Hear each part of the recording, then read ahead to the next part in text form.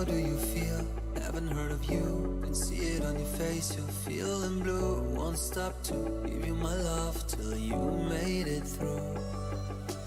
Hey, what else can I say? What will make you stay? What would help to keep the fear away? I won't stop to give you my love, I'll show you the way. Let me tell you that you don't have to do it on your own.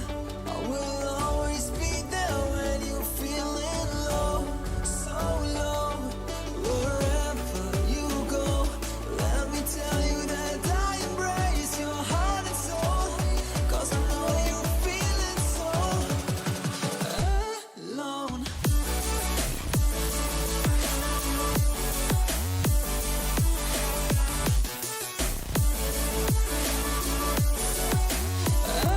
Alone.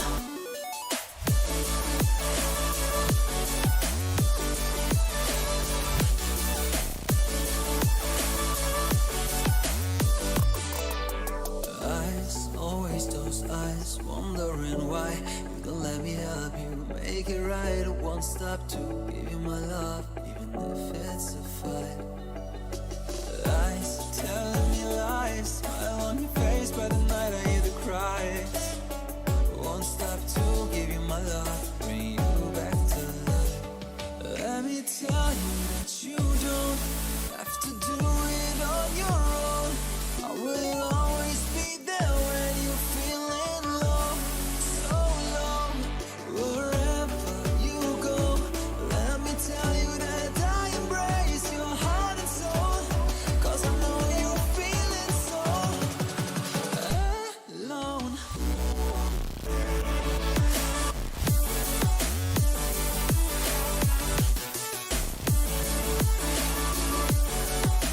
I want you to stay, what would make you stay? What else can I say? I want you to stay,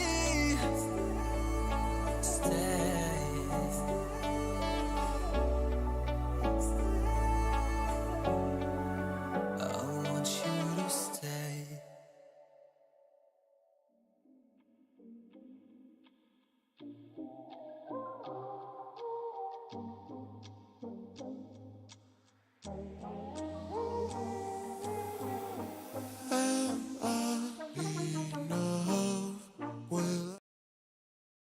Hello, everybody. Happy Sunday. Welcome back to the Pretend Pundit podcast.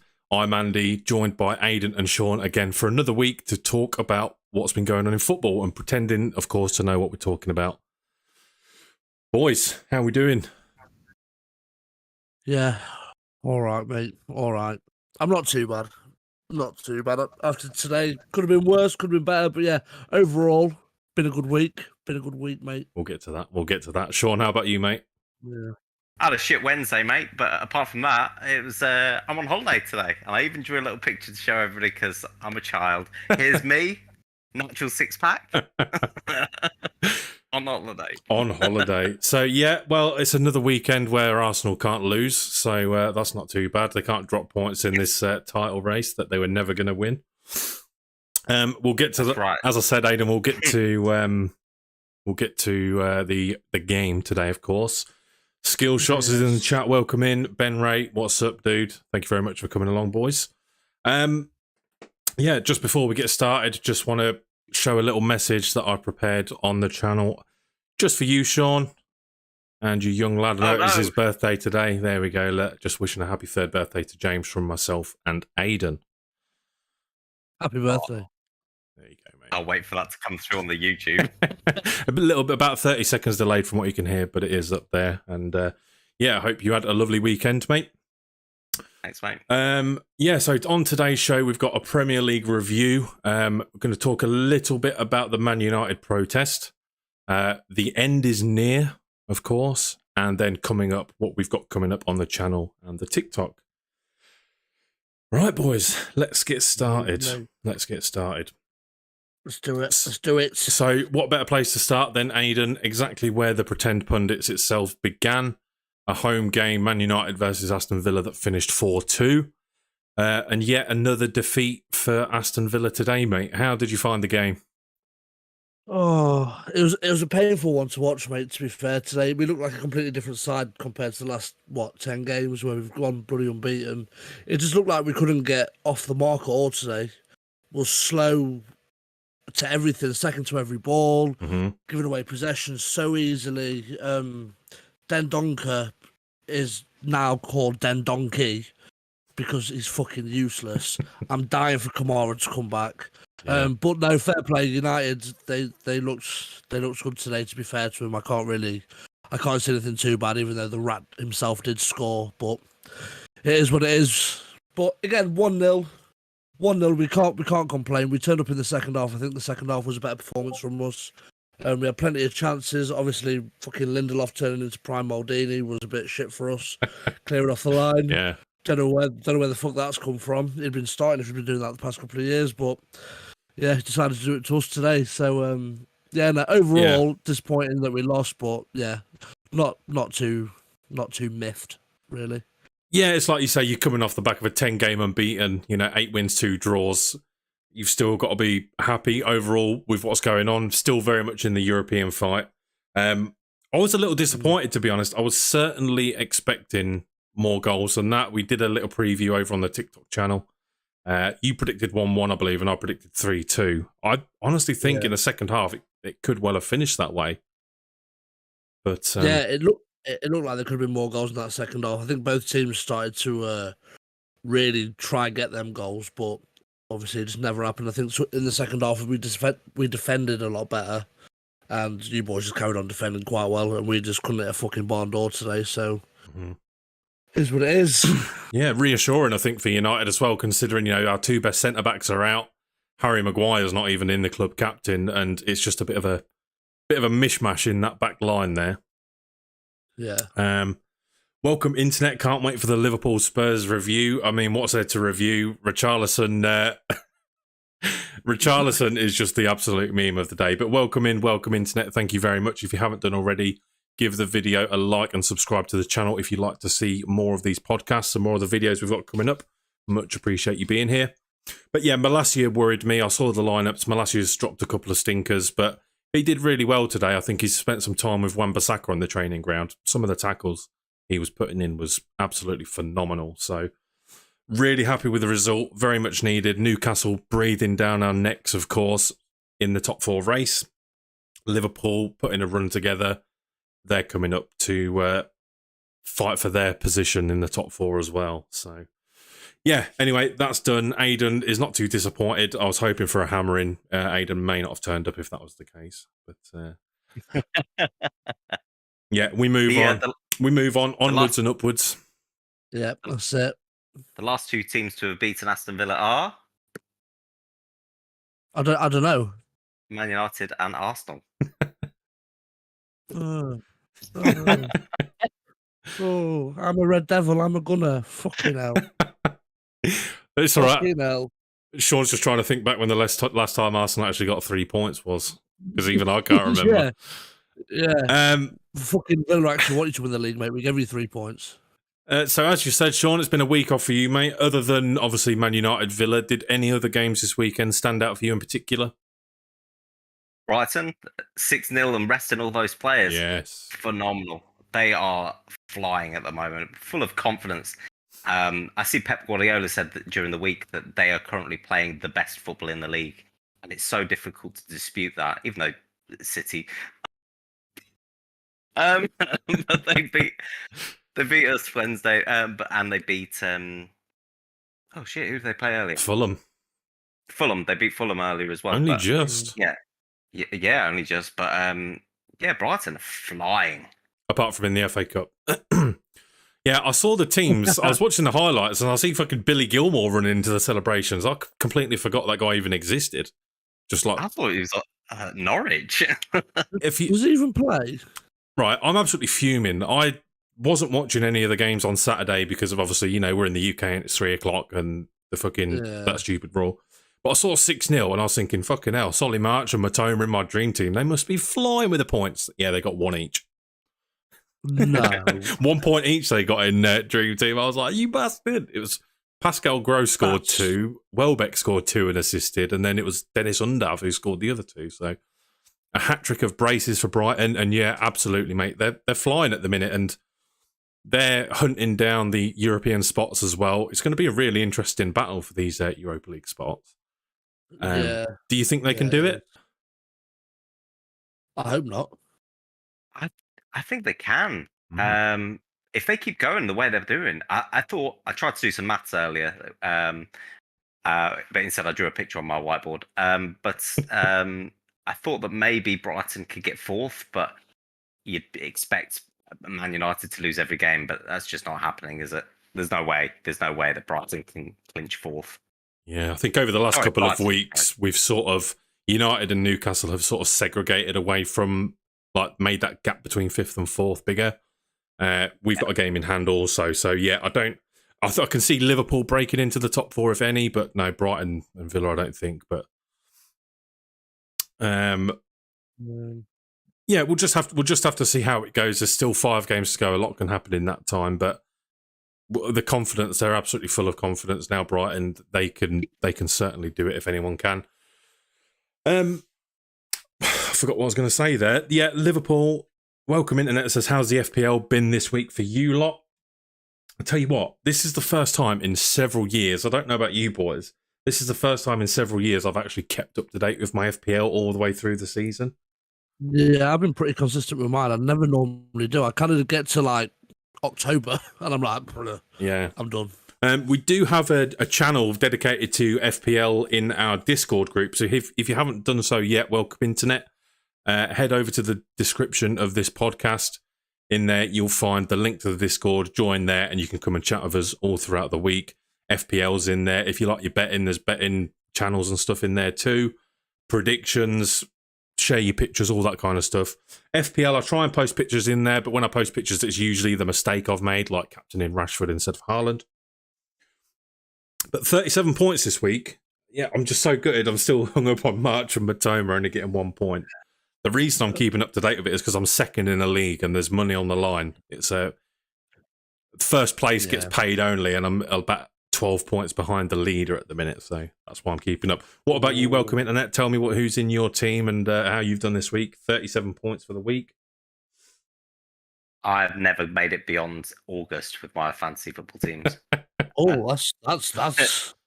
I go, I'm going to do it this year. I'm going to keep on top of it. And then I'm like, oh, look, other stuff. I'm 11th in the league. Fuck this shit. Wild card.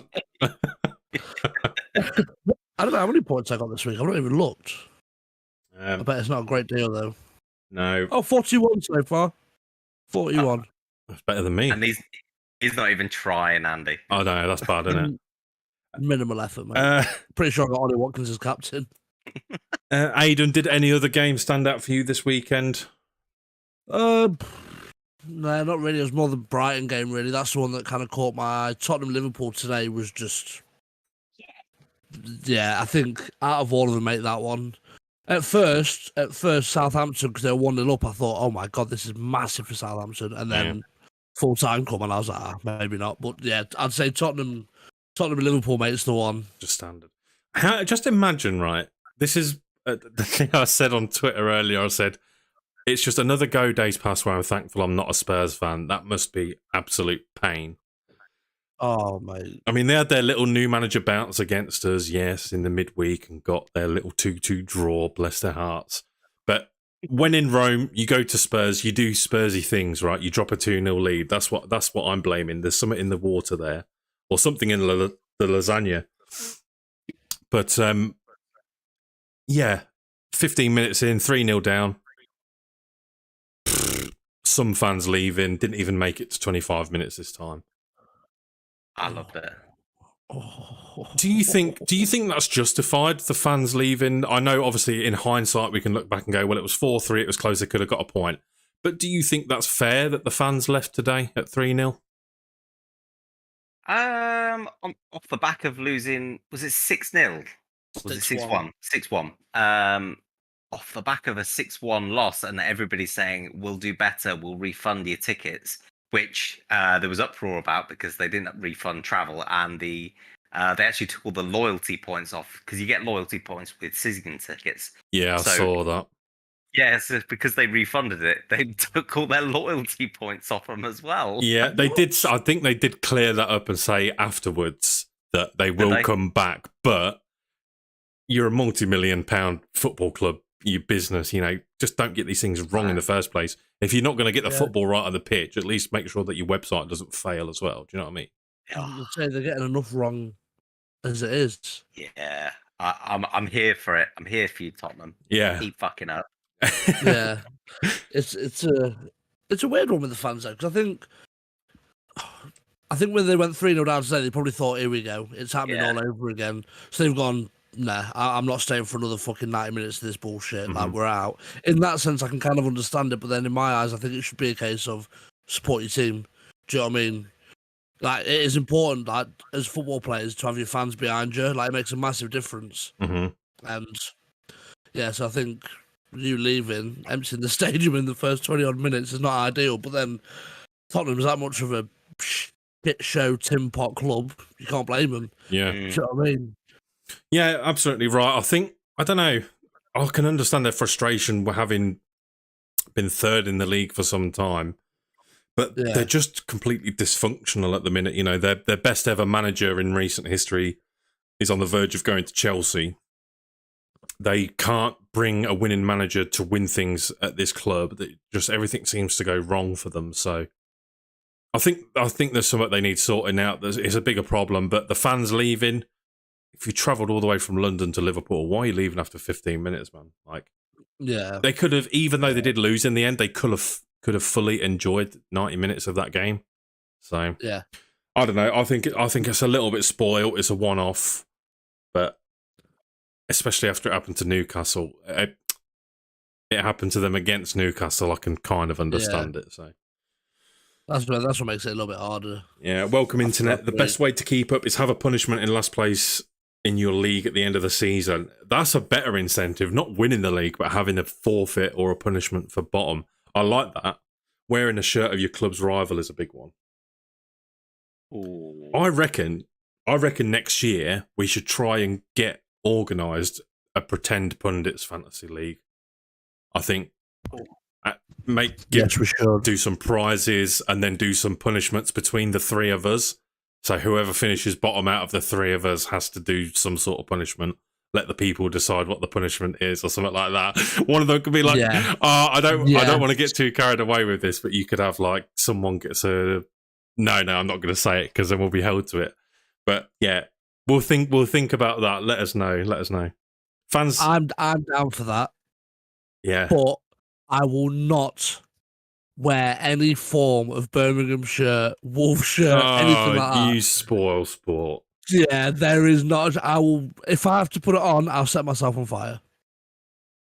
Done. I think that might go against YouTube terms of service, but we'll see what we can do. Yeah, we'll send them an email. Just put in the title "Fake Fire."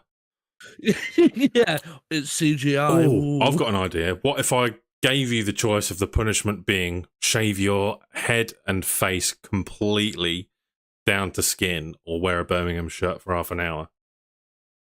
You'd go into an egg, wouldn't you? You'd do it. I'd be an egg, mate. I'd be a walking thumb. I wouldn't even care. That's how loyal I am to my claret and blue army.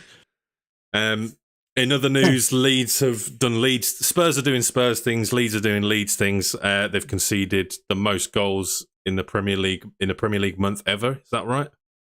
Yeah. That's it. I'm pretty sure they've just broken their old record under Marcelo Bielsa when he played that batshit crazy murder ball football that they used to play, and they were losing like 5-4 every week. And Bielsa was a good manager because he'd kneel on the sideline with a bisto. Yeah, and bizarre. He'd take precisely 13 steps across his technical area because he was superstitious. I was going to say, Arteta takes more steps outside of his every week than he did inside his. Somehow they remain outside of the relegation zone, though. Let's pull up the Prem table. As we always do, Man City have finally taken the lead in the Premier League by a point. With a game in hand as well. Is that right, by a point? Yeah, 1 point. That's right, yeah. The writing, sorry, is really small. Chelsea are now level on points with Bournemouth. That's probably the best banter of the weekend. Oh, why have we lost? Why have we lost Aiden's face here? Let me fix that. Oh God. There we go. There's my Aiden Oh, boy. no. Setting himself on fire. Yeah. Classic Aiden. An unchanged looking bottom three with Southampton, Everton, and Leicester down there.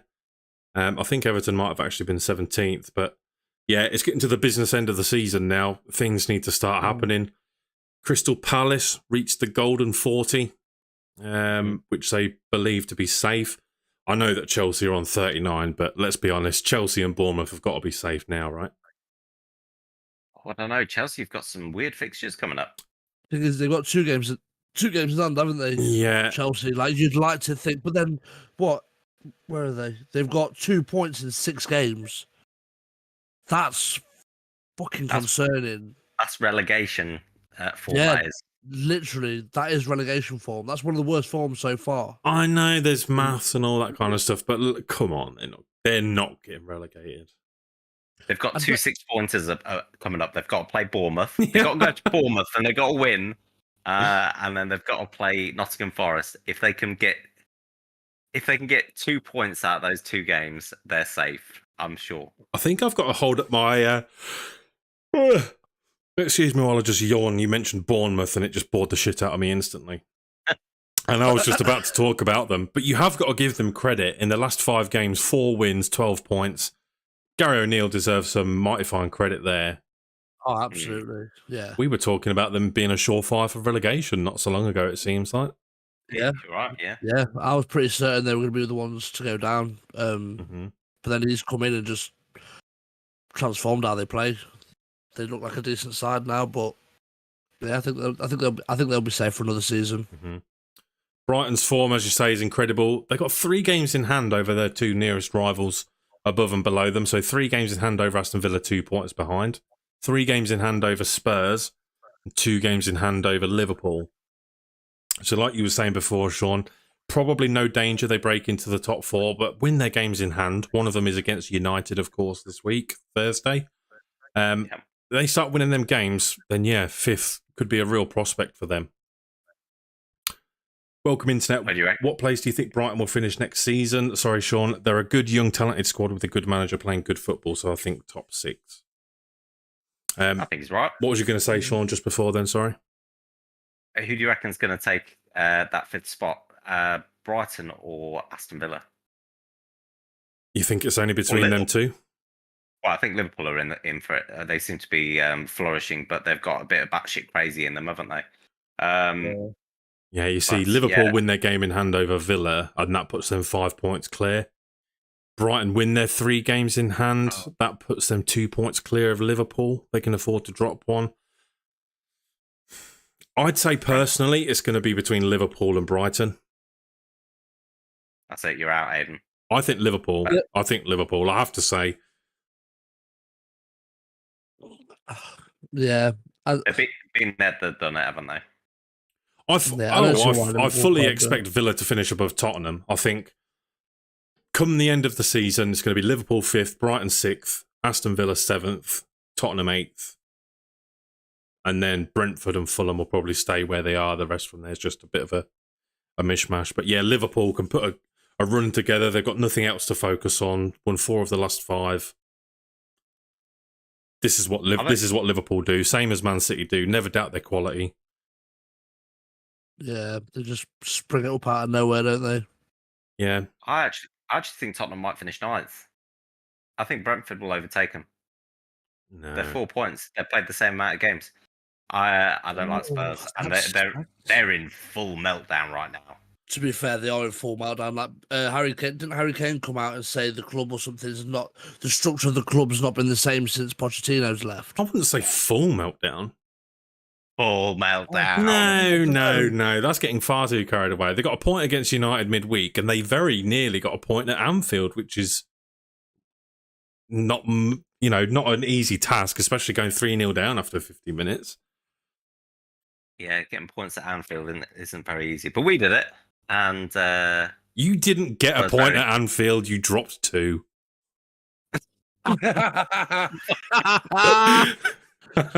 Oh, touche. But in answer to your question, Brighton next season, it all completely depends for me, mate, to be honest, on where they finish this season.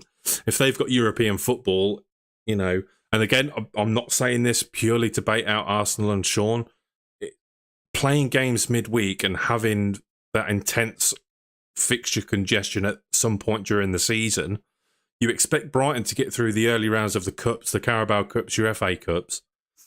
When you start getting that fixture congestion, that's when the real test begins, and that's where Arsenal failed this season.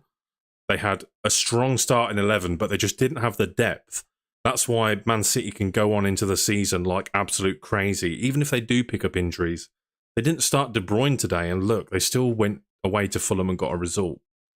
Yeah. Same with Man United as well. The fixture congestion, we was dealing with it well for so long, but then all of a sudden we got 4 massive injuries at once. And that just changes the course of your season. Scraping through the FA Cup semi-final, getting dumped out of the Europa League by relegation fodder in La Liga after beating Barcelona. This is just what happens when a lot of games catch up with you. But I wish the best for Brighton. There's teams I want to start seeing different names up there. Aston Villa, Brighton. I want to see different teams getting into these European competitions. I don't want the same top 4 every year. It's just, just damn boring. Top 6 even. Yeah. What about you boys? What's your thoughts on Brighton? Obviously, it is only one season since Graham Potter moved on. Brighton have played a couple of good seasons of football. Do you think they can carry that on into next year, or do you think this is just a bit of a flash in the pan, if you like? I hope that they don't, and that's only from a selfish perspective. I want to pillage all of their players. I know that's horrible to say, but they've got some really good players, and if Brighton don't have European football, they're not going to want to stay. No, that is true. Yeah. As cut and dry as that is. No, and great point. It's nice to see the different teams in there, but ultimately, I want to have some of their good players, please. Yeah. And keep Lewis Dunk. He's fucking shit. But I was going to say, you could argue that some of their better players, you've got the players that are coming through. March, who's been there forever, he's not going to want to leave. Pascal Gross, another great performance from him yesterday. He's not going to want to go. You could argue maybe Matoma wants to go. I don't think Enciso's going to want to go. Danny Welbeck's not going to go anywhere. The absolute icon. I don't see players leaving, even if they don't get European football. I think they've already built a solid team together. If they can play together again well for another year, I don't know. I think that's right. Oh, sorry, go on. I don't think Undav's rated as their highest player, but he's only just joined Brighton, hasn't he, from Saint Gilloise, whatever they're called in Belgium, and he was like their best player last year, and they were in European competition already. So.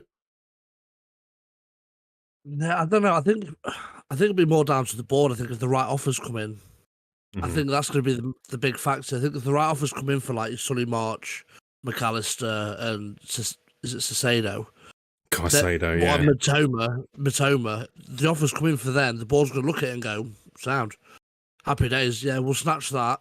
Because they'll just turn into a feeder club. I think that's what Brighton are going to be. They're going to be a feeder club. Like Villa years ago. That's what we used to do. We'd have all these players in, Ashley Young, Milner, Downing. We sign them all cheap, and then we ship them off for millions more, and then we redo this, and then that's just what happens. But then you never get European football. Because we was finishing top 6. We sold all our best players because the board wanted the money. And it's going to be the same. The board are going to see it and go, fucking hell, 40, 50 million for Matoma. It costs us 2.5. Off you go, mate. Yeah. Sound. We'll sign another little wonder kid for 5 million, and then we'll make money on him, and we'll just keep cycling this. But they'll never, like next season, I don't know if they don't get Champions Europe this season, I don't think they'll improve their squad enough to challenge again next season. And me as a Villa fan personally, because we're up there, I'd rather them do poorly because it's a slot for us. Again, like Sean said, being selfish, but I couldn't give a shit about Brighton. I'm a Villa fan. Do you know what I mean? I want to be up there. I don't want Brighton up there. If we can take Matoma off them or whatever, sounds so be it. It's like you say, it's about do they have confidence enough in their scouting department? They've already got, a good record of recruiting players in. Yeah. I think they need to find a good balance if they are going to sell players. Yeah. They don't want to go and do an Ajax and literally sell the lot of their golden generation, their top performing players. They want to sell maybe one or two to reinvest into the club. But if you think about it, right, if you can name off the top of your head Brighton's 2 best players right now. McAllister. Matoma, yeah. McAllister and Matoma, right? You could argue, I'd agree McAllister and then maybe Matoma or Much. Yeah. Do you think that you take them 2 out of the Brighton team and replace them with similar players that they recruit or someone else from within the squad, they'd lose that much quality? Probably not really, right? No, probably not. No. So they can probably afford to sell a couple of players, but I think if they get European football, they won't want to leave. But it'll be interesting to come back onto this one and see. Oh, gosh, Sean. Do you remember the Southampton team when they sold, was it 3 players to Liverpool, 4 players to Liverpool in one window? Was that when they were selling like Schneiderlin, Mane, fucking everyone? Lallana. Yeah. Ox, that's the danger. That's the danger, isn't it? They sold Ox a few years before, but that's the danger, isn't it? That you sell your best players and you don't reinvest correctly, and now you see. I know it's a few years after it, but the reinvestment has never been the same at Southampton. This year they've gambled on youth players that probably hasn't come off, but if all those youth players go down playing a season together in the Championship, they'll come back as a great team next season. But I think it's just a little bit too late, too little too late for Southampton now. Yeah. But that's the danger in a similar sense for Brighton. If they go, 40 million for him, 50 million for him, 70 million for him, and they go, we're going to spend 5 million and buy this player from the Championship, or we're going to buy this 16-year-old Venezuelan kid who turns out to be absolute crap, then they're in trouble. Again, it's team morale as well. That takes a massive hit. You sell a lot of your big players. Other players around the squad will be sat there thinking, "Shit, we've just lost Matoma, we've just lost McAllister, 2 of our most creative players. Yes, we brought in people with the same quality, but are they going to be actually up to the mark to take us into Europe again next season?" And there's always that on the back of your mind. Then you've got these young players who've come in going, "Shit, I need to step up to the mark now." Yeah. And because I'm replacing these 2 players, one who's signed for Liverpool for 70 million and one who's gone to, I don't know, fucking Tottenham for 60 million. Am I going to be able to do it? And all the players going, we've not replaced them. Yeah. It's all about mindset, though, isn't it? Because you've got to think of it from this point of view. Alexis McAllister wasn't at home in Argentina or whatever with posters of Brighton and Hove Albion on his wall, right? No, yeah. You've got to understand that even though Brighton might not be the best, it might be the better option to stay with them at the minute. There's always going to be that call of the big club.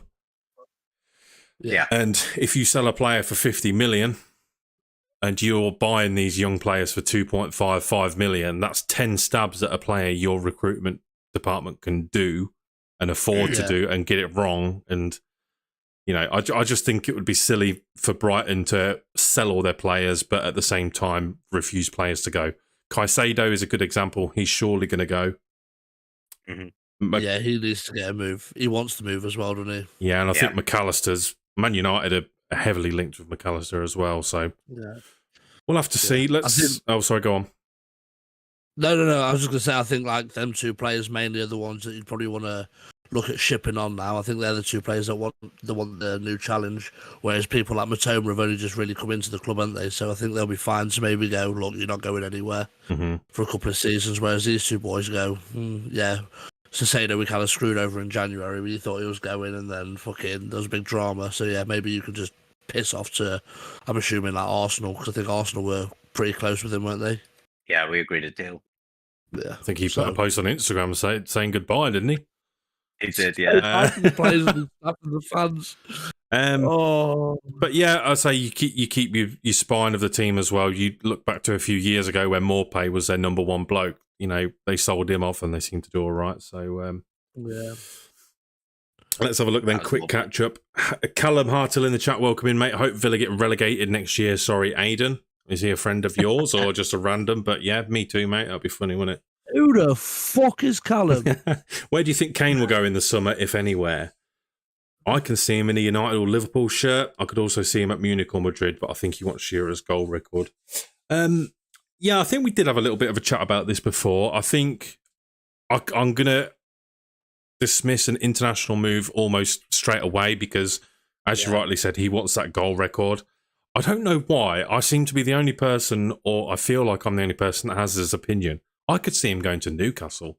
I think that's a very strong possibility. If Man United, for whatever reason, it's at this stage, it's going to be Man United, right? It's the most Man United transfer I've ever heard of. But Yeah. if Man United pull off a madness and get Victor Osimhen somehow, Kane goes somewhere else. I think it's Newcastle. Champions League football, better than anyone in that position at Newcastle. It's 50-50 for me.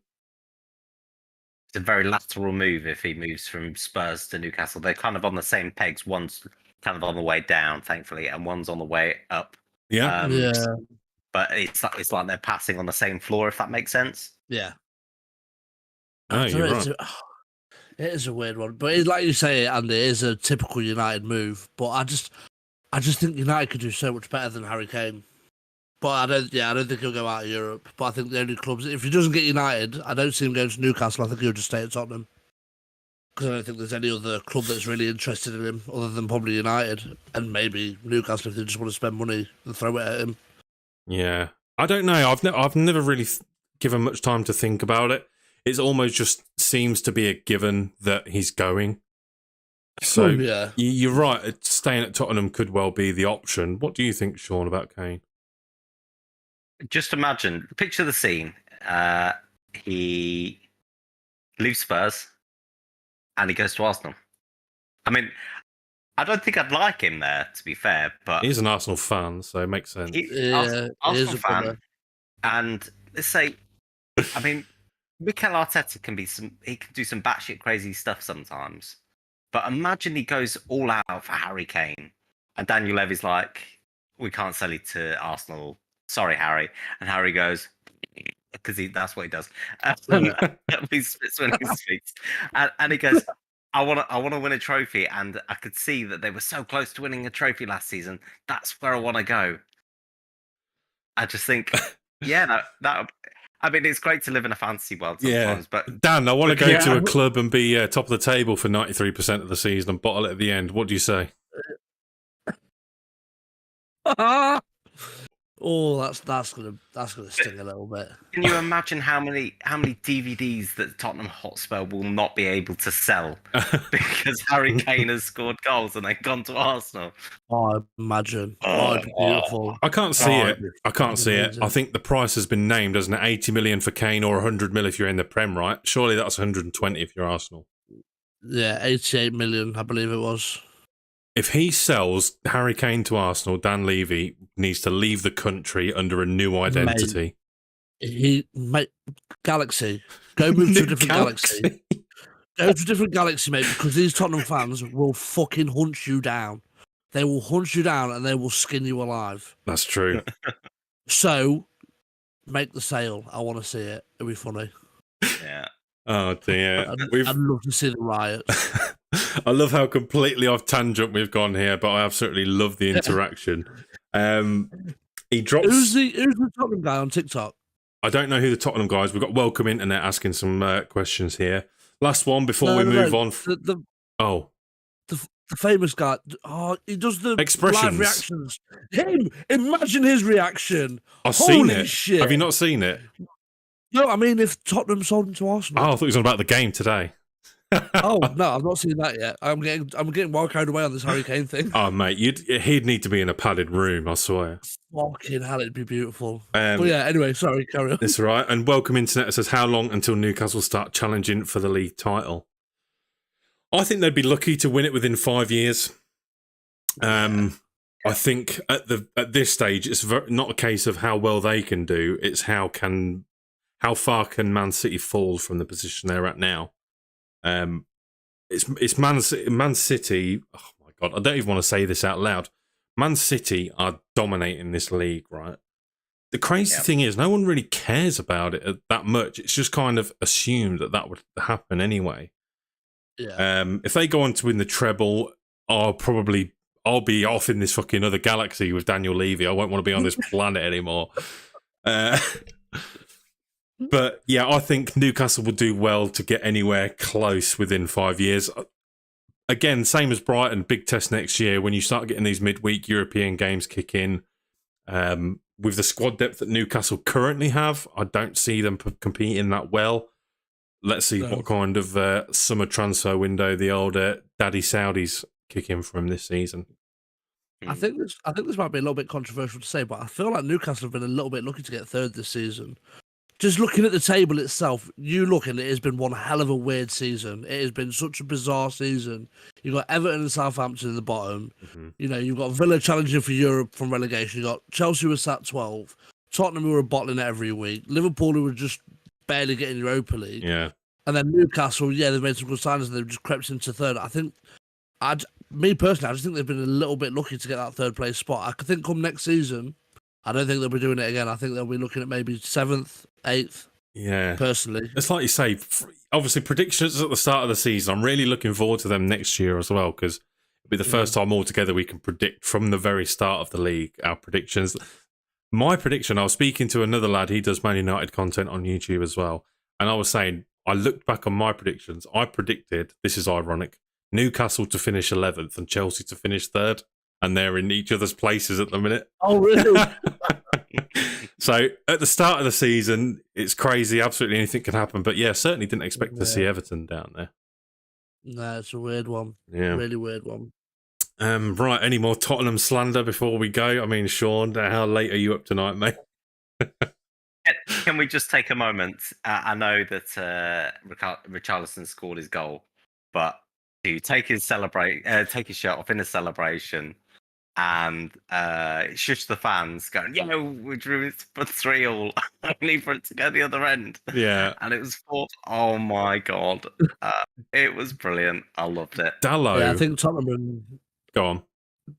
No, go on, mate. I was going to say, Dallo got so much abuse when he scored that goal against Forest the other week, because I was like, oh, how many celebrations does this guy want to do? Because he like waved his finger at the crowd and then shushed them, right? Yeah. Richarlison scrambled around, took his shirt off, launched his shirt into the air, ripped the steward's hood almost off of his head, jumped into the crowd, shushed the crowd, and then pulled Son back and did his stupid little fucking pigeon dance. Oh, yeah. Honestly, if Richarlison had a goal for every single celebration that he did today, he'd be on at least another 7. Well, he's actually celebrated more goals than he's had this season. Yeah, by about 10-fold, I think. Oh, dear. Right. Anyway, other insignificant games. Yesterday was so dead. Brentford Forest, Palace West Ham, Brighton Wolves, but a lot of goals in them games considering their dead fixtures. 14 in 16 in 3 games. Oh, wow. Mental. Yeah. Man United protest, we'll move on to that one next. We've still got plenty to cover and we're quite a long way into it already. I didn't tell you boys about this topic being added before the podcast started because I wanted to get a little bit of an unwashed sort of opinion from you boys. I've spent so much time talking about this with, Man United fans online specifically, but it would be nice and refreshing to get an opinion outside of the echo chamber that is United fans. I'm not saying that I don't like speaking to the United fans, but I just think it's nice to hear an opinion from outside. All things aside, with the little comments like, oh, you Norwich scarves, or you only sing it when you're losing. I just honestly want a genuine opinion, what you think to the whole situation. Obviously, big protest again today.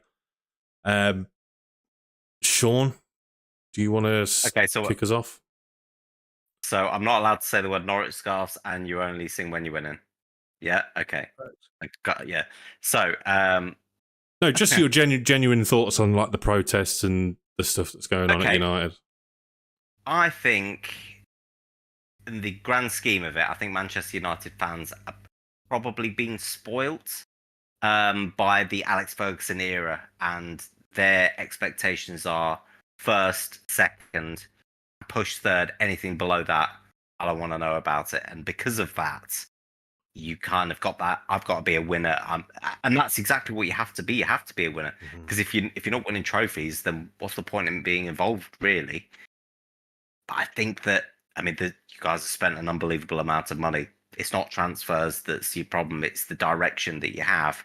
Does that come from the directors? They're also the Man United fans are also saying the Glazers aren't involved. If they're not involved, what's the problem? They're giving them the money. It's the board of directors, which a lot of them have been there for quite some time, haven't they? The managing directors.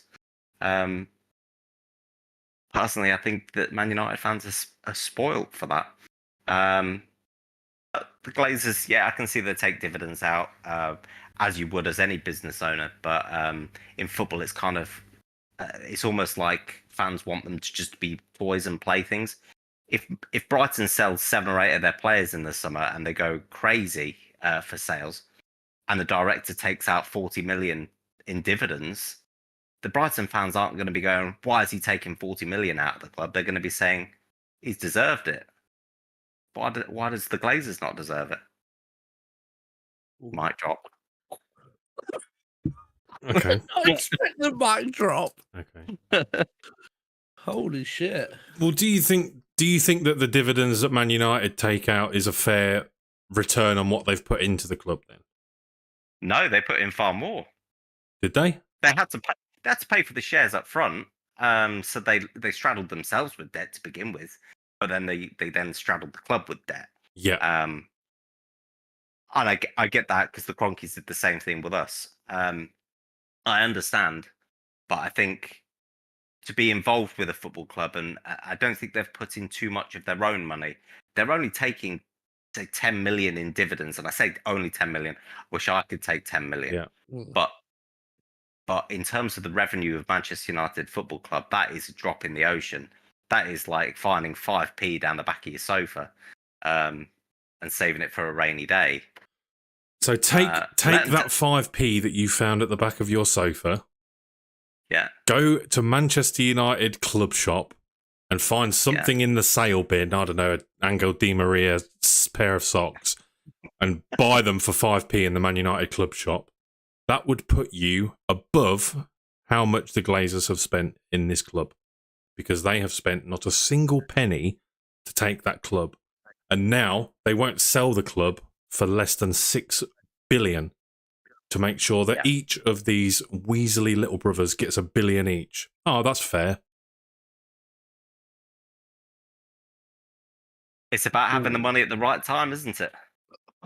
And as a business owner, if you were given financial advice to say, buy this club for, I don't know how much they paid. Let's say they paid 2 billion for it. No, they paid 0 when they bought. Well, at the very beginning, when they actually got the club, how much did they pay then? Not a lot, a few hundred million. Less than 1 billion. Okay, so let's say they spent 500 million on it, and of their own money to begin with. Or let's just say they spent 0 like they did. Okay, and then their financial advisor says, "Hey, Joel Glazer, if you do this special accounting, you can put all of that £500,000 on the actual business that you've bought, and they'll pay the debt." If somebody said to me, "You could buy this car and then the car's going to pay it back for you," I'm like, brilliant. And I'm going to get 10 grand a year for it. Why not? So in that case, you think it's then fair to hold the club to a ransom where they're saying we're not going to settle for less than this price because we deserve that £1 billion each? No, it's not. Correct. I wouldn't say they deserve it, but if you've got something that's going to financially support you, and with all of your financial endeavors, why would you give it up?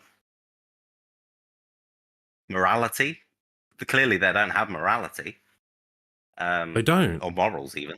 So, but they shouldn't have to give it up if it's a business of theirs. There's nothing that forces them out of it. There's nothing that forces them out of it. No, you're right. But it's just, I don't know. Obviously, if you're not a United fan, you can have your non-Man United fan hat on. Yeah. But there's no way you can't say that the Man United fans are doing the right thing or then Justified doing what they're doing, right? Oh, no. I'm quite happy for them to protest. I love seeing I know I'm not allowed to say Norwich Cast. I love seeing them protest, but No, I'm not. I'm seriously. I'm not taking the piss here. I wanted to have a genuine debate about it. It just seems like you're not taking it seriously. That's why I brought it up as a bit of a surprise. You're just being baity and you're just taking the piss at this point. I'd like to know what Hayden thinks to it. What I think. No, Yeah. this is why I've asked it. I do want a genuine opinion. I don't want this, sarcastic little remarks about it. I genuinely want the debate. Yeah, well, because you see it a lot you see it a lot of the time when people say about these United fans saying that, they've lost. Here we go. Here comes the Glazers out protests. But people don't really know what's going on at the moment with the takeover stuff. I think the new is it Ratcliffe. He wants to spend $6 billion, but he also wants to do the same thing that the Glazers have done, isn't he? He wants to put the debt on the club as well. Basically, yeah. And in addition to that, he wants Glazers to still be on board. Yeah. It doesn't sound like a win-win at all by selling it to them.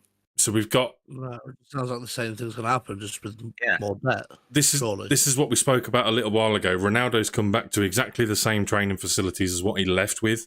We've probably the most far behind any other club. You can say, we've spent the money on these transfers, but name the last time we spent big money on a transfer and it worked for us. Name the last manager who got a signing that he wanted before Erik ten Hag.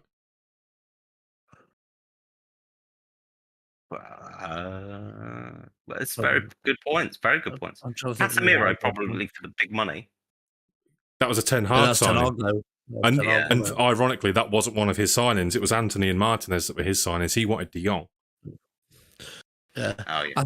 I think where United fans are coming from, I think mainly, obviously, with recent performances over the past couple of years, they have every right to be a little bit better, and obviously the dividends coming out of the club and blah, blah, blah, all the financial side of it. But I think, like, Ronaldo come out saying, like, the club's not advanced in any way since he's left, training facilities, blah, blah, blah, all this shit. You hear Gary Neville saying how the stadium's, like, rusting and it just looks like a fucking shed. There was a video 2 weeks ago of the toilets literally flowing piss out all over the floors in Old Trafford. So I think in that sense, the United fans have every right to be fucking fuming, saying, yes, you're not investing in our club properly.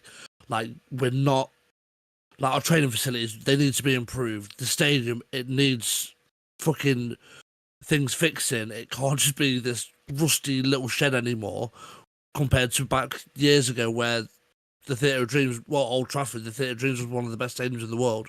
So now the Glazers have just kind of let it just rot away. In that sense, yes, they have every right to kick off. But again, also, they have put the money into the club financially with the transfer side. But then, it's like 50-50 for me, personally. I just think they've spent money where they can, but they've also not spent money where they should be spending money. But where the money's come from a lot of the time is when we don't qualify for the Champions League. That's when they chuck 200 million at a transfer window. But then we get top four and go, right, are we kicking on from here and reinvesting? No. We're going to get Odion Ighalo and Edison Cavani and these washed up players. And the strategy's been wrong. We've got better people in these positions now, like Richard Arnold. In his first few weeks in charge, went out with the fans who protested at his house, considering he'd been in the job like a few months only. He said, right, let's just go and have a fucking beer and talk about this. Let's, speak like real people to each other, basically. And it's yet to be seen if we can actually do transfer business correctly.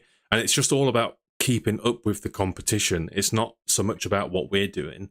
We've got some really good signings, perfect signings that have fit our team and our manager this season, but have we overpaid for them? Absolutely yes.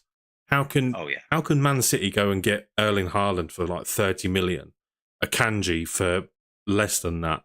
Pick up all these top players constantly and improve their squad, have a second choice striker that would fit into any Premier League team, be dominating in the league and this established, whereas we constantly be in this cycle of being in a new project every 3 years. Yeah. That, considering we're the most commercial club in the Premier League and make the most money, self-earning money, we don't seem to see any of that. Yeah. And now that the Glazers, I think it's because Man United fans have seen the light that the club is up for sale. They've moved the goalpost so many times, opening up different rounds of bidding. And then when there is someone that comes in and wants to pay the money, leave them debt free, they can run off into the sunset with, I think it was 4.5 billion they were offered. They say, no, it's not enough. Like, you're not interested. You're never at any games. Like, Joel didn't even know the fucking offside rule before he bought the club, and I think a few years after being there. It's just shit, and just like move on. Like, get your money and go. Why do you still want to be involved in this club? Like, yeah, to be fair, if you see your owners aren't fucking interested in the club, then for me personally, then it is just shit. That is shit, because you want your owners there supporting the team, overlooking every part of your club. Every weekend they should be there, overlooking it, watching the games, seeing the team, seeing the fans, seeing what needs improvement. But if they're not there, they don't fucking know. So it's shit. So just sell. Get rid of your debt. Sell 4.5 billion. Fucking hell, snatch your hand off. Like, take it and piss off. That applies at any level. You look at Peterborough United, their chairman, Darren McAntony, he lives in Florida and he's never at any games. I went to watch when Man City came to town. He wasn't even there. Yeah, like, the biggest team in England is in your stadium and you're not there. Like, that's all that has to be said. Ben saying from the Glazers' point of view, it's great business. Yeah, there's no morals in business. Absolutely, they don't have to have an interest or passion, but this is where it gets conflicted. Welcome Internet says no protesters getting them out because United fans are giving them their money. Yeah, unfortunately, that's never going to happen, is it? Because the match-going fans that are local give up their tickets. Where do they go? I'll tell you what, you'd fill that stadium in an instant with buses coming over from China and Asia and India and Africa. You'd fill that stadium in a heartbeat. If everyone gave up I think there's a 4-year wait for a season ticket now. You'd fill that stadium with the people that, don't care about it. They're just coming over for one day. They spend their life savings to come to England and watch United, the team they've been growing up and watching on a box telly for years. But the Glazers don't know about them. They don't care about them. If anything, they're the fans they want, because they're going to come in, spend the money on the highest priced tickets, drop £300 in the club shops on the hats and T-shirts and boots and socks and the fucking lot, and then souvenirs for their family. Yeah. That's who the Glazers want giving them money. They don't want the real match-going fans who buy their tickets and go home. The match-day experience, isn't it? It's all about the match-day experience. Oh, that's it. And I went to the stadium at the beginning of the season. I thought it was magnificent. I didn't see any parts of it that I thought were falling down or disinvestment. It was a bit weathered on the front of it. It was slightly off red, but I thought for the match day experience, and let's say you only go once. I only went once. I thought it was amazing. Yeah. So for the traveling Chinese fans or the Indian fans or whoever it is that don't live locally, and this is something that they want to do, tick off of their list, they're not going to see the difference, are they? But for the everyday goers that go to the club, they're the people that see the difference. Yeah, we've seen the morality of the owners with the Super League stuff. They still haven't fully addressed that, in my opinion. I think that was a bit of a turning point for the Arsenal owners, Sean. You could probably agree that the Cronkies after that, they saw the protests that you put into the place, and ever since then there's been better communication, and it looks like things at Arsenal there's not been any mention of Kroenke at Arsenal that I can see anyway. No. So that shows the difference. That shows the difference what a protest can do. I know it's a different subject matter, but United fans have got a match called off before. Unfortunately, they had to break the law to do it by breaking into the stadium. Can you remember against Liverpool when they was on the pitch? Yeah. I think never say that protesting doesn't have any power, because it does. It absolutely does. But it's just whether you get listened to or not. They don't have to listen. They're not in the stadium, are they? They're not seeing the fans. They're not the police dealing with it. They're not the club's PRs dealing with it. They're off in Florida soaking up the sun. Yeah, it annoys me. Obviously, people get on my case about not being a not being from Manchester and this, that, and the other, but it's your club at the end of the day. I want to see my club be successful. And when you think about watching Liverpool and Man City constantly show successful years, it does annoy you because what we could have done could have been so much better. Yeah. And I think I just want owners that want the best for the club, and that is the life of a fan, isn't it? Like, you hate it when players don't care as much as you. You hate it when your owners don't care as much as you do. But you want to go into work on a Monday morning with a big old smile on your face and go, "Our team has won at the weekend. There's nothing you can say that can piss me off today." Yeah. But yeah, you feel dreadful knowing that there's going to be like, I don't know, a Man City fan opposite you that's going to take the piss out of you all day because you just lost against Man City. Those are the painful ones. So yeah, I understand where you're coming from. I do. But beyond that as well, you want to look and you want to watch the games over the course of the season and go, right, okay, we've got top four, we've got Champions League. Here's our weaknesses this season. You know, I've got my new shirt. I've spent the money. I've been to games. I've supported them all the way. I now hope that my club goes out and fixes these issues that are blatantly obvious for the fans and the pundits to see, that we need a new X, we need a new Y, we need a new Z. And when that doesn't happen and you end up signing a 36-year-old on deadline day, that's just disappointing. But you fully back them. Like Weghorst, perfect example. I back Weghorst because he's a new player. He's a position that we don't have, whether he's going to start on the bench or whether he's going to start games. You back them because they're coming to your club, putting on your shirt, but it only takes you 10 games to realise this isn't the guy. Like, and also, why did we not just spend the 30 million? Oh, what's that? The Glazers have taken out another 20 million? Oh, right, there you go. That's why we couldn't spend the money. You know, and 20 million in January. What does 20 million in January get you? What was there any notable transfers? Trossard? Yeah, I was going to say, try telling me you couldn't get someone better than Weghorst for 20 million. I think his loan fee was like half of that, so wasn't it? I don't know, was it? Yeah, because they had to cancel it, didn't they, from that Turkish club? Besiktas, yeah. And then they had to take out the loan, so they had to pay off the loan for Besiktas. So there you go. We'll see what happens. I think we're going to find out more this week about it.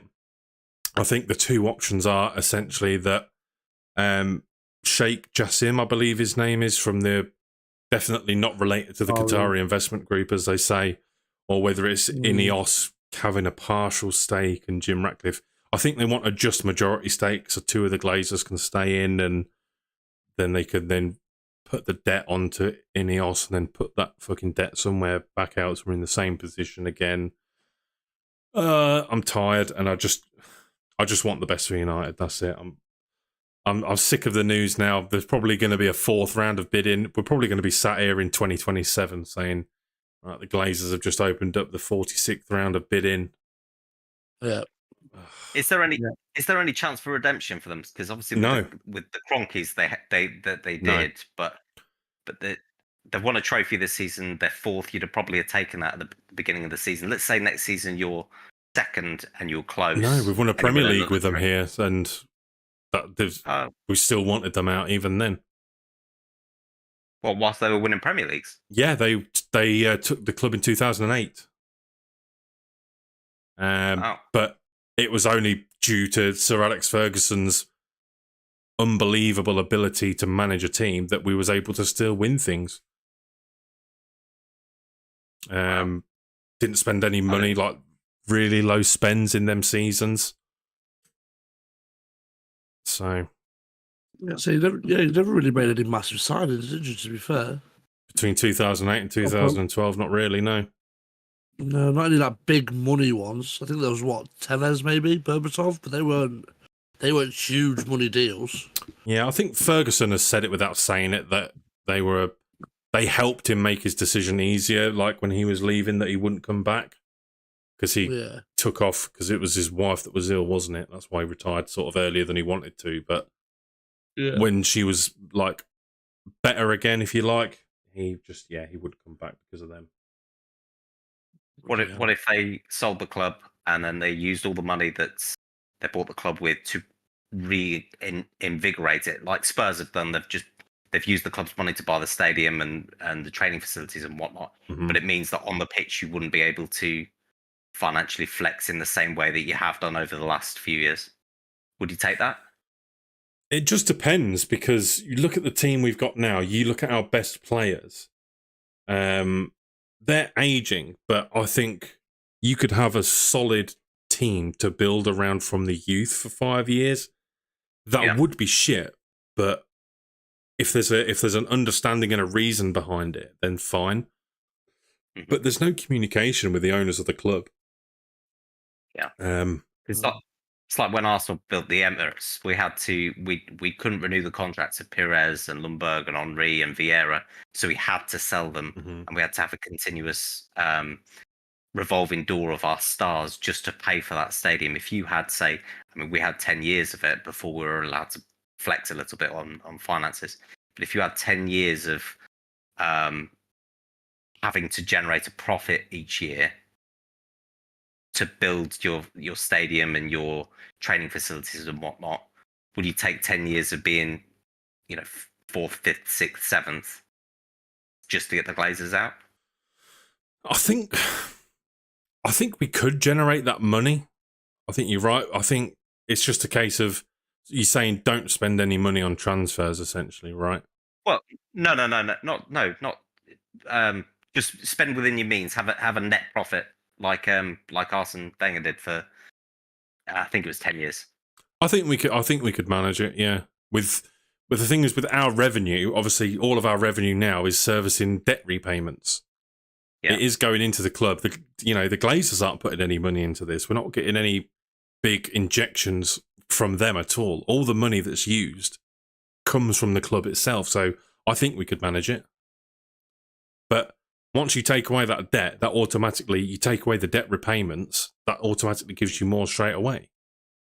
Like, this is the thing with Man City. This is why they're up against all these fraud charges, right? Because they've inflated their revenues, commercial revenues, to the same point as United, even though they were so far behind them.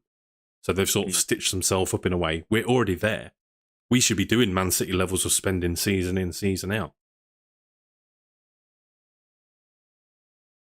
But it would be fucking shit to be sixth all the time, but you take it for to build a foundation that's going to last for 50, 60 years. You take that sort of thing. To be debt-free, to be reinvested into a new stadium, to have, just to have that sort of cloud leave from hanging over your head. Worrying about what's going to happen with your club, whether you're going to go and splash 300 million this summer on flops, or whether you're just not going to get anyone at all. Absolutely. Yeah, that's fair. Well, ironically, the next category, the end is near. Is there anything else you want to talk about more on that before we move on, or? No, I think it. Yeah, definitely. I think we all articulated ourselves well on that one. As the night draws in, the debate is done. Yeah, I've seen so much about it online today. I thought I just need to add that in there and see what goes on with it. But yeah, that's a rabbit hole that you could spend a long time down, and I'm sick of being in the rabbit hole. I want to see the other side. I want to see the light on the other side. Yeah. The end is near. So I've pictured in there Victor Osimhen, just to indicate that the end of the seasons are now coming in. Napoli denied the Serie A today. Yeah. They denied midweek as well against, was it AC Milan? Did they deny him as well? I don't know. I only followed it today because the scenes in Naples were absolutely nuts. I have got a picture, actually, a graphic I can bring up on the screen. There's Naples today. Unfortunately, the celebrations do get delayed, at least until they play their next game. It's can you see that picture now? I'm waiting for it to load through, mate. I'm still looking at Osimhen. Yeah. So, wow. Have you got it? Yeah, unfortunately, Oh, wow. out of the Yeah. Champions League, but they're still going to have something to celebrate, breaking the Juventus dominance and the Milan clubs being up there too.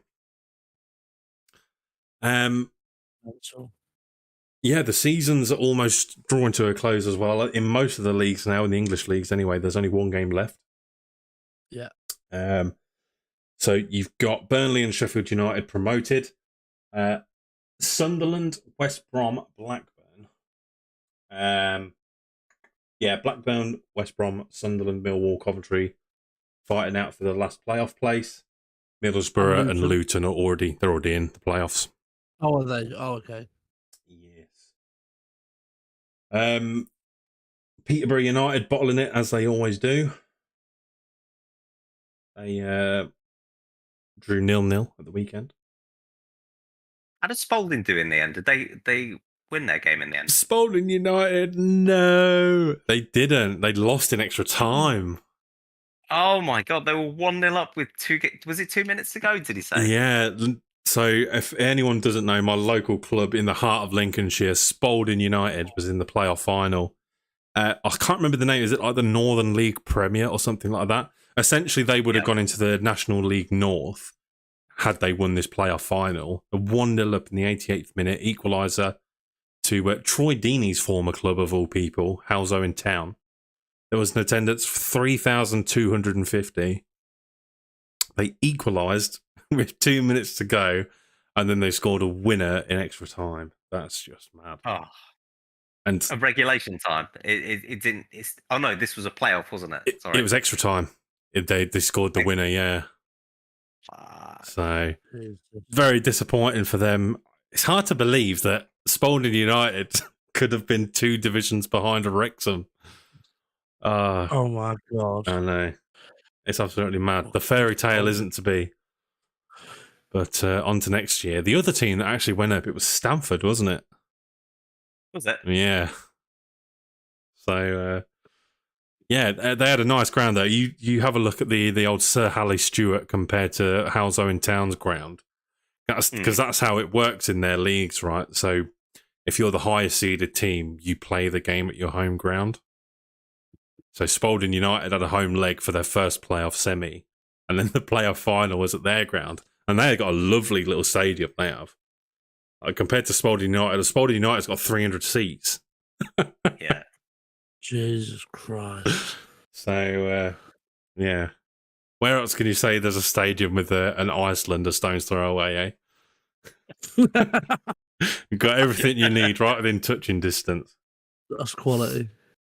But yeah, no, unfortunately not, mate. No, that would have been really nice to see them get promoted as well. It put them on the map a little bit more too.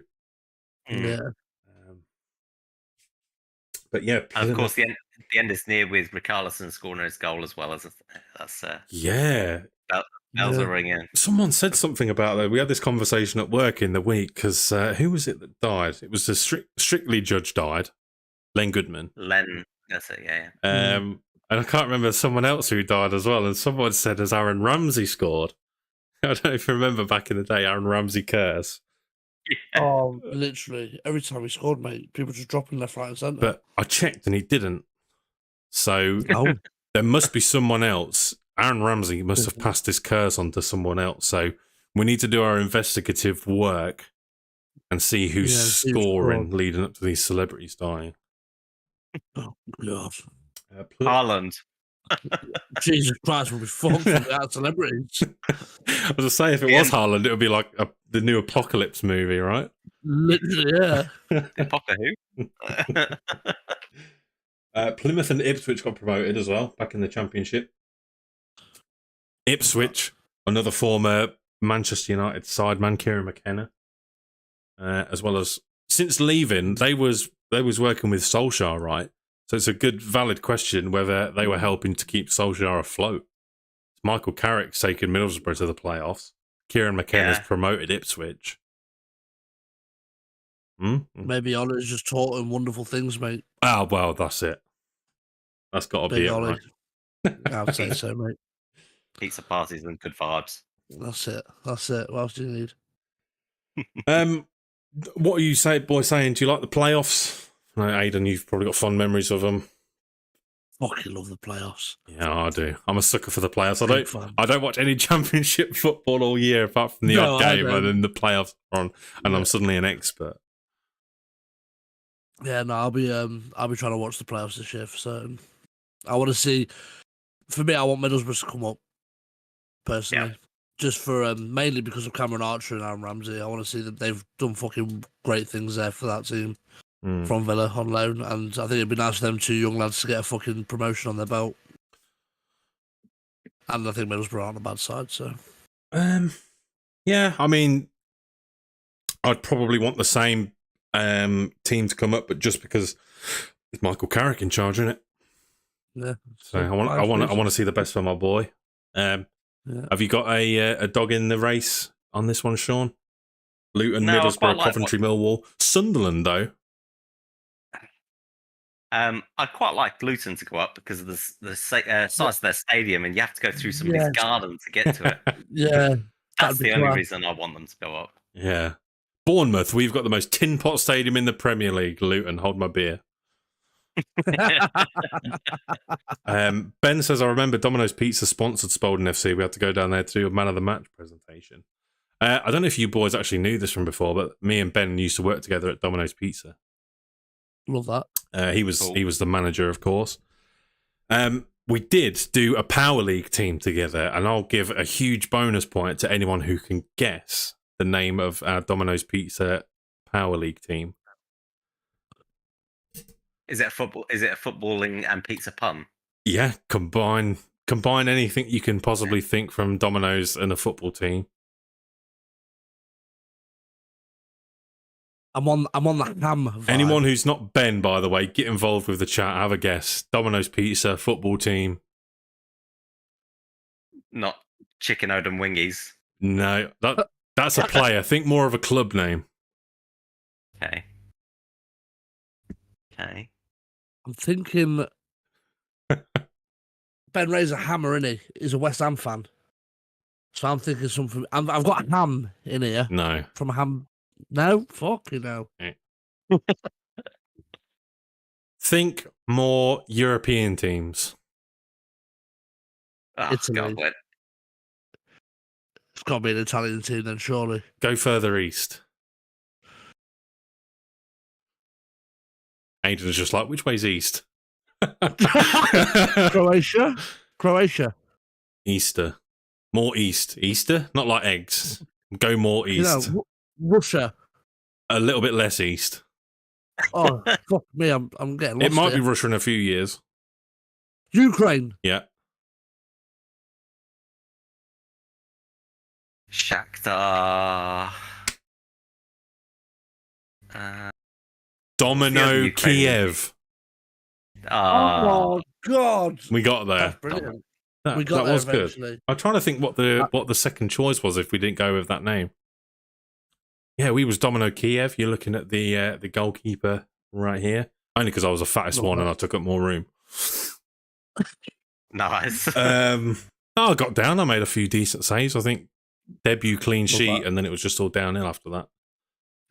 Got down like James Brown. I need to seriously revive my footballing career. I've got Power League Domino Kiev on my CV, and I've got 3 appearances for Fosdyke FC as a goalkeeper.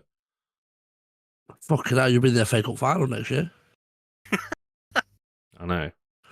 Someone called me. I was a bit offended. Someone called me Weghorst on my TikTok as well the other day. Someone said, "I can't believe Weghorst is a pundit now." I was like, "That's a compliment to me, dude. That's not even an insult to Weghorst. That's just a compliment to me. I wish I was as sexy as that motherfucker." So yeah, the end is near, boys. This is where we get down to the nitty gritty. We need to start thinking of what we're going to do. What, during pre-season? Well, there's going to be an off season, isn't there, where everyone's on holiday? Should we just do what they do and fuck off to Dubai for a bit? We'll all go to Ben's house. Oh yeah, wow, where's he? Dubai. No, he's not. Yeah. It'd be really shit if Andy said Rotherham. Yeah, we're in workshop. Yeah. Oh, fucking go away for a 6-week fucking holiday work. So, Grimsby. oh, Yeah, fucking hell, yeah, I'll go to Dubai for 6 weeks. I'll go up at the Grim in Grimsby. Oh. Yeah, we'll think of something to do. We'll move on from there then. Coming up, right, here is what is exciting. So, we've got another Pretend 11 coming up. Episode 9. 9. Episode 9. Yeah. What we're going to do with that series, for anyone that watches, we're going to do 10 altogether. So, this next one coming up and the one after. The next one coming up, we haven't actually filmed it yet. We've normally filmed it by this point, but goings on meant we haven't been able to. But it's going to be Sean's Unga Bunga 11, inspired by the man himself, Eric Dyer. That's going to be up on the channel on Wednesday. We need to come up with another combined 11 to do. So if anyone's got any good ideas, get them in the comments, and we'll probably go with it because we're out of ideas. And then episode 11 will be a combined 11 from all of our 11s for the 11th episode special. How cool is that? Yeah, love that. That's a really good idea. And then after that, we might be trying something different. So stay tuned for that. TikTok, we've got a bunch of fucking good videos coming out on there this week as well. More challenges, more quizzes, and we've been speaking to another, let's say, group of content creators on TikTok who do similar stuff to what we do on TikTok. I believe they've got a YouTube channel as well. I won't drop their identity just yet. If you're in the Discord group, you might have a clue already because one of the members joined. We're going to do a collab, our first ever collab on TikTok. Not entirely sure how it's going to work out yet, but really excited to get filming with some other people, have some maybe different content. Who knows what we're going to do yet. So yeah, stay tuned for all of that good stuff. Like the video if you haven't done already. Boys, let's have a final word before we head out. What have we got planned for Bank Holiday Monday? Oh. Is there any footy on tomorrow, actually? I don't know, actually. If not, then I have nothing planned. I'll probably be... God, it's the most blandest game ever, Leicester versus Everton. Oh, God. Yeah, I'm not even going to fucking entertain that. I'm not even going to entertain it. I'll probably just be chilling and then live on Twitch. Mm. If you don't know where to go, check out the description. Aidan's links are down there. My links are down there. Sean's link, singular, is down there. Until Sean starts on OnlyFans, he's only got one link. My OnlyFans is going well. It's a secret identity. Yeah. Mate, we're trying to think of an Arsenal-related OnlyFans pun. I'll get back to you. That's what I was just trying to think of. Come back to me on that one. I'll have that next week. I'm going to give you the Man City treatment. I'm going to be on top all season long. But then you're going to come first. That is hot as fuck. I'm throbbing. I have a throbby Williams. Yeah, so if you want to see that, you might be able to catch a bit on the TikTok live. Throbby Williams. I've not heard that one before. No, I haven't not until recently. Anyway, pray for us. It's a holy day. Thank you very much as always, boys. Thank you for the debate. Thank you for the chat. Thank you for just being on this incredibly fun journey. I'm having such good fun with this stuff at the minute. And I hope you are too. Absolutely. Yeah, boy. Right, so everyone who's watched, as I said, smash a like on the video if you haven't done so already. Share it with your friends as well. Just say, look, these lads don't know what they're talking about. If you don't know what you're talking about, it doesn't matter because they pretend to know what they're talking about. That's why we're the pretend pundits, all right? Exactly. Get them involved, get them to subscribe to the channel, tell their mates. We're going to continue to bring you as much fun content as we possibly can. If there's something that you'd like to see us talk about, or if you want to talk about it with us, get yourselves in the Discord group. The link is in this video description if you're watching at a later time. And we'll see you in the next one. Bye, guys. Peace. See you later. Worthy of love, or am I too blind? to see. Whoa.